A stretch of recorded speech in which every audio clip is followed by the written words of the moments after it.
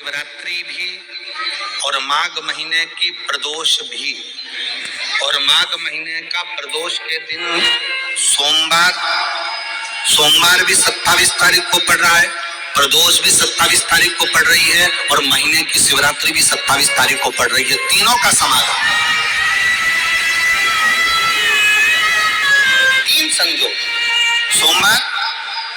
27 तारीख का ही प्रदोष और 27 तारीख को ही महीने की मासिक शिवरात्रि, तीनों का संयोग बन गया। हमने आशीष से कहा दुनिया के लोग कुंभ में त्रिवेणी के घाट पर जा रहे हैं, पर मेरे भोले बाबा ने यहाँ त्रिवेणी इकट्ठी कर मेरे एक निवेदन सभी श्रोता बहन भाइयों से, कथा आस्था चैनल पर जो सुन रहे हैं, फेसबुक यूट्यूब पर जो सुन रहे हैं और पंडाल में बैठकर जिस दिन दिल से हारो ना,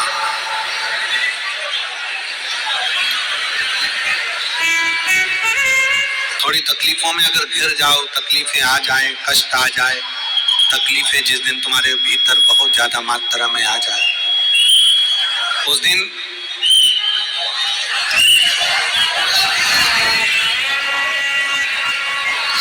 तीन बेलपत्र, एक बेलपत्र में पीला चंदन, बीच वाली पत्ती, जिस दिन बहुत उस समय पर एक बेलपत्र में पीला चंदन, बीच वाली पत्ती,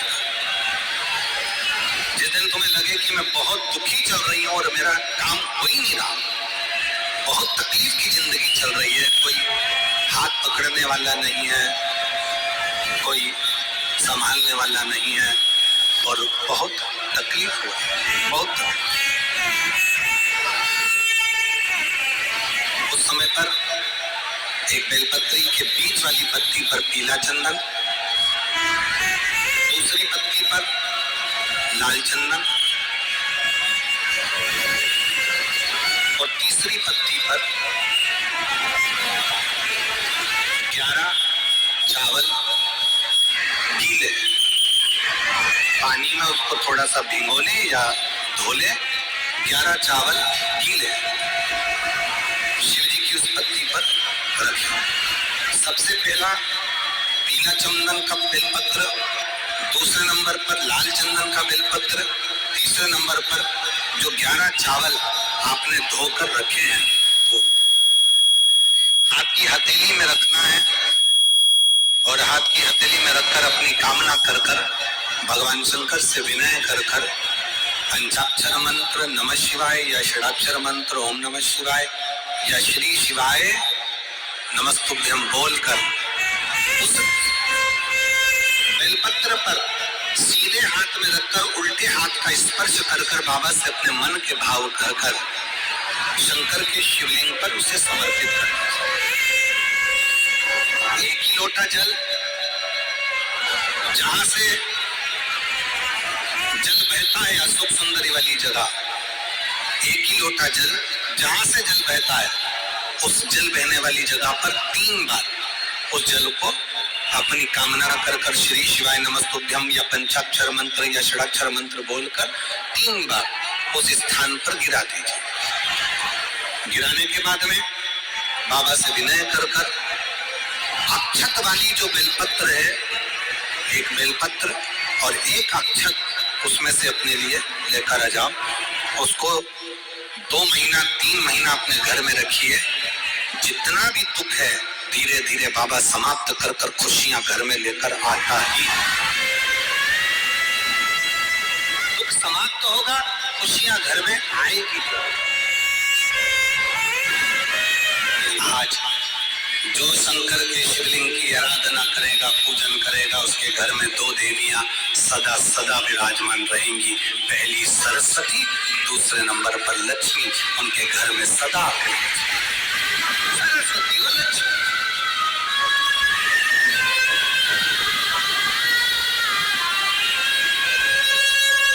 एक देवी का फूल होता होता है,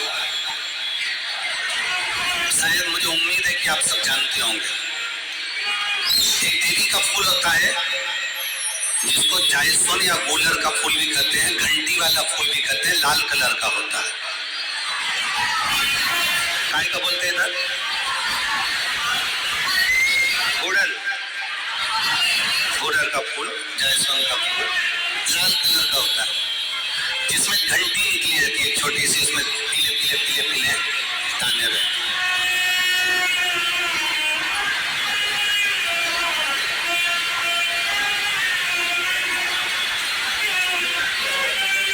अगर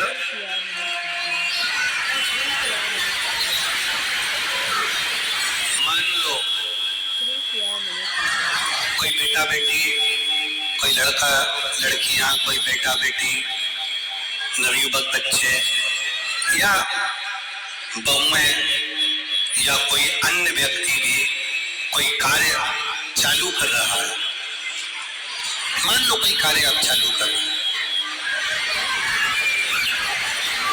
एजुकेशन के लिए पढ़ रहे हैं, या आपने कोई लक्ष्य बनाया है कि मुझे इस कंपटीशन एग्जाम में बैठना, इस कंपटीशन एग्जाम में बैठना और मेरा इसमें पास होना जरूरी है, और मैं जो चीज पढ़ती हूँ ना मैं भूल जाती हूँ, मैं अध्ययन करता हूँ और भूल जाता हूँ। कई माताएं भी ऐसी हैं 40, 45, 50 साल, 60 साल की हो गई, 60, 70 साल की हो रही है, कई बार कह देती मेरी याददाश्त ठीक नहीं है, मैं कोई सामान रखती हूँ भूल जाती हूँ, मेरी याददाश्त में नहीं रहती। कोई भाई लोग कह देते हैं मेरी याददाश्त में नहीं रहता, भूल जाता हूँ। कोई कहकर गया मुझसे बात कर लेना और मैं भूल गया कि मेरे को उससे बात करना था। कई बार मुझे मैंने मंजिल तक पहुंचना,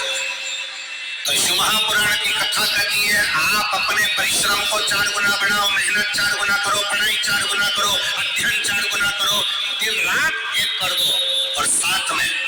जो अशोक सुंदरी की जगह है, ये शिवलिंग समझ लेना जरा, ये जलाधारी पार्वती जी का हस्त कमल, ये शिवलिंग, ये जलाधारी, और यहां से जल बहता है, राइट में गणेश जी, लेफ्ट में कार्तिकेय जी, और बीच में जम के बोलो जरा अशोक सुंदरी, ये बीच की जगह। जो घंटी वाला फूल होता है जिसको आप लोग जायसवान बोले कि आपके क्षेत्र में गुलर बोले, देवी जी को चढ़ता है, देवी जी का अति प्रिय पुष्प, माता रानी का गुलाल पुष्प अति प्रिय। उसी पुष्प को ये बेलपत्र की जो डंडी होती है, बेलपत्र की जो डंडी का भाग होता है, उस घंटी का भाग उसी डंडी की ओर होना चाहिए। जैसे फूल की जो अंदर की घंटी जो निकली हुई है उसका भाग ऐसा डंडी की ओर होना चाहिए, मतलब आपको बेलपत्री पर ये फूल को इस तरह से रखना पड़ेगा, मतलब उसका जो घंटी का भाग है, आज नहीं फूल लाओ, तेरा फूल मिल गया वो। अब ये फूल और इस फूल की जो घंटी का भाग है वो इस डंडी की ओर हो। डंडी भारत में फूल जल्दी मिल नहीं जाता है, अपनी कामना कर अपना नाम और गोत्र का स्मरण कर शिव जी से अपने मन का भाव बोलकर इस फूल को और इस बेलपत्र को 12 महीने शिवरात्रि पड़ती है। किसी भी शिवरात्रि पर अशोक सुंदरी वाली जगह पर शंकर के शिवलिंग की ओर जो अशोक सुंदरी की जगह है वहां पर डंडी और घंटी का मुख शिवलिंग की ओर होते हुए उस बेलपत्र को समर्पित करो। कब करना है? पहले 1 लोटा जल समर्पित कर कर फिर ये बेलपत्र अपनी कामना कर कर बाबा से विनय कर कर, बाबा मेरा ये कंपटीशन एग्जाम है, मैं पढ़ूंगी, 4 गुना मेहनत करो, अध्ययन करो, अच्छी पढ़ाई करो, दिल से पढ़ो, 4 गुना मेहनत करो, अध्ययन करो, अच्छी पढ़ाई करो, दिल से पढ़ो, रात दिन एक कर दो, और 1 घंटी का पुष्प, 1 बेलपत्र, जब तक तुम्हारा एग्जाम ना आए, 4 महीना, 5 महीना, 3 महीना, प्रत्येक शिवरात्रि, हर महीने शिवरात्रि आती है, प्रत्येक शिवरात्रि पर समर्पित करो। आप अपने लक्ष्य तक पहुंचोगे ही, कोई रोक नहीं सकता।